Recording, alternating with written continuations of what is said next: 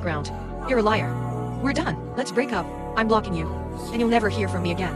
I pulled up his profile on my phone, my thumb hovering over the delete contact button. Suddenly, Hudson lunged forward and clamped his hand over my wrist. I looked up. Two perfect, crystalline tears slid slowly down my flushed cheeks. Hudson's eyelashes fluttered. For a long, suspended moment, we just looked at each other in the heavy silence. Then, as if a dam had burst within him, his hot palm cut the back of my neck, and he crashed his mouth down on mine with the force of a hurricane. It was like he couldn't get enough, couldn't breathe enough of me, and he scooped me up into his arms, kissing me blindly as he carried me toward Callan's bedroom. My pleated skirt, the crisp white button-down, the black lace, they formed a trail from the doorway to the edge of the bed, the room filled with the heavy, tangled sounds of our breathing. The comments section was losing its mind.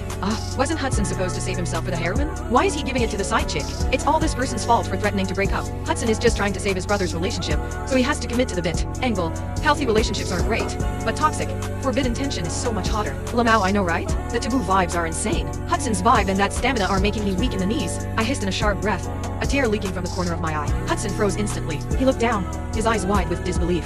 You're a virgin? I gave a shy, breathy him. The hands gripping my waist tightened possessively. Kellen had sworn that Sweet Cream was a cheap girl who would date anyone for cash, that she was used goods. But her eyes, her reactions, her very body told him the absolute truth.